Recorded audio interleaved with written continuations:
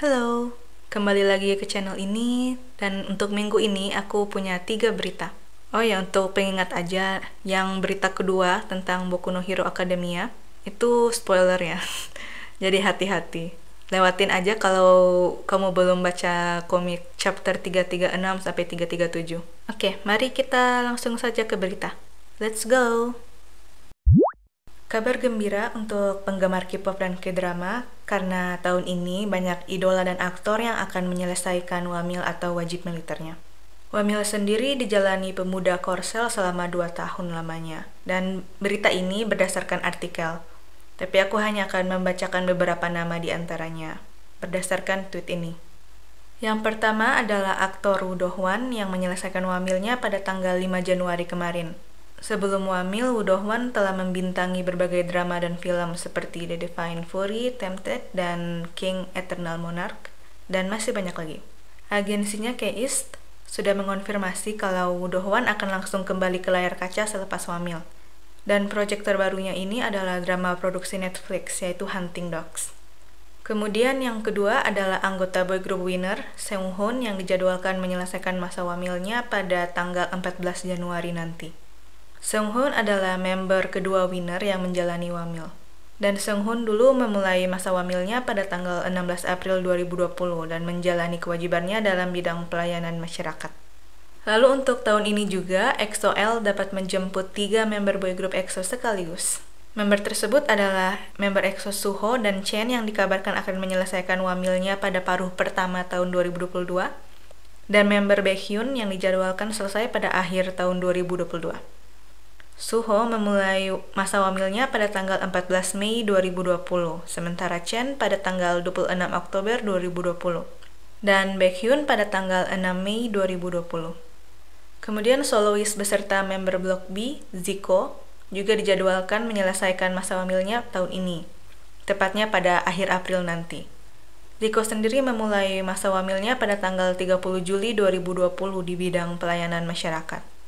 Dan sebelum masa wamilnya, Zico telah merilis lagu viral Any Song yang meraih all kill di berbagai chart musik Korsel. Selanjutnya, aktor Park Bo Gum. Dia juga akan menyelesaikan wamilnya pada tanggal 30 April nanti. Bo Gum memulai wamilnya pada tanggal 31 Agustus 2020 sebagai bagian dari band militer Angkatan Laut yang fokusnya itu mempromosikan budaya Korea Selatan. Bo Gum merupakan aktor terkenal yang telah membintangi berbagai drama hit, seperti Reply 1988, Runway Cup, Encounter, dan lainnya.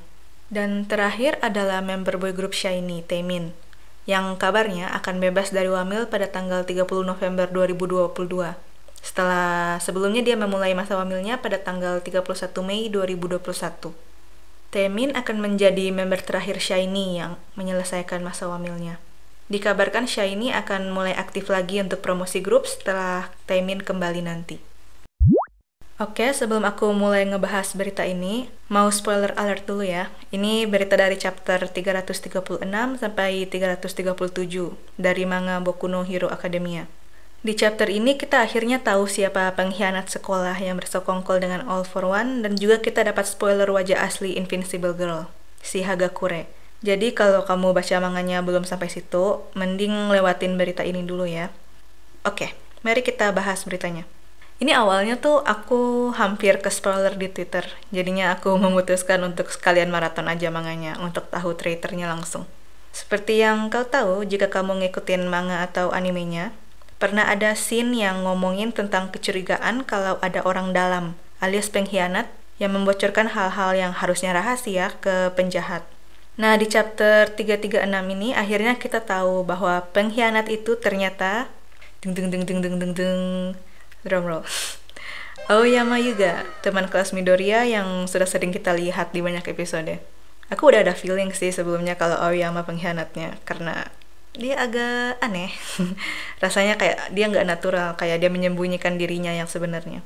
Dia tidak mencoba berteman terlalu dekat dengan anak-anak lainnya, dan aku paham sih karena keadaannya yang jadi mata-mata. Dan menurutku Midoriya adalah orang pertama yang membuat Aoyama ingin berteman. Tapi rasanya terlalu obvious nggak sih kalau Aoyama? Makanya sebelum tahu pelakunya, sebelum aku baca chapter 336, aku nyoba bikin tebakan alternatif dulu, selain Aoyama. Jika mangakanya pengen bikin plot twist, siapa anak kelas yang bakalan bikin kaget karena nggak terduga? Aku milih Mina atau si Hagakure. Tapi kalau mau dibikin lebih plot twist lagi, kayaknya si T-nya. Aku tebak. Walau kayaknya nggak mungkin sih emang. Karena khususnya T-nya ya. Kita udah kayak dikasih banyak banget background story-nya yang menurutku terlalu intens selama seriesnya berjalan. Makanya bakalan aneh banget kalau mendadak dia yang jadi pengkhianatnya. Dan walaupun Aoyama pengkhianatnya, sesuai dugaan, aku senang karena Aoyama tidak digambarkan sebagai orang jahat. Hanya seorang anak yang terjebak di situasi buruk karena orang tuanya membuat keputusan bodoh. Ya walau keputusan itu memang dibuat atas nama rasa sayang keduanya untuk Aoyama. Karena Aoyama kan lahir quirkless. Jadi mereka ingin memberikan Aoyama quirk supaya dia bisa menjadi normal seperti anak lainnya. Sayangnya, kedua orang tua Aoyama malah membawa Aoyama ke All for One untuk itu. Dan itu juga karena mereka mendengar rumor tentangnya dan mungkin karena keputusasaan juga ya, jadi mereka tidak mencari tahu dulu dengan lebih detail tentang latar belakang orang yang memberikan quirk itu. Jadi itu simply a stupid decision that costs countless lives. Karena mereka menerima quirk darinya, mereka jadi harus mengikuti perintahnya juga untuk memata-matai sekolah UA, atau mereka sekeluarga bakalan dibunuh kalau menolak. Kurasa jalur hidup Aoyama di akhir nanti hanya ada dua, mati atau masuk penjara. Karena walau memang pengkhianatan itu karena terpaksa, tetap saja yang mereka lakukan itu telah kayak mengambil banyak nyawa gitu. Karena ini kayak butterfly effect gitu loh. Keputusan mereka membocorkan lokasi anak-anak membuat Bakugo diculik, dan karena Bakugo diculik, All Might akhirnya harus berhadapan dengan All for One face to face, dan mereka berantem, dan akibatnya All Might, walaupun All Might menang, dia jadi kehilangan powernya, dan itu memaksa Midoriya untuk kuat dengan cepat itu, untuk tumbuh lebih cepat lagi, karena terpaksa dengan keadaan, dan karena itu keadaan jadi nggak stabil juga kan.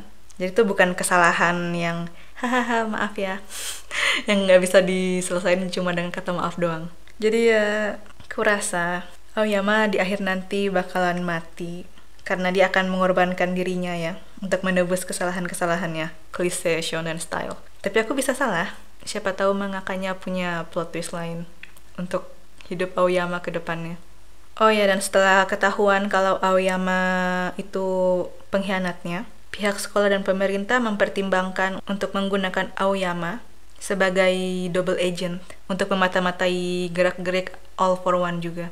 Dan ya, sepertinya Aoyama bakalan dimanfaatin lagi, tapi ya setidaknya kali ini untuk jalur yang benar. dan kita juga dapat spoiler wajah si Invincible Girl Hagakure.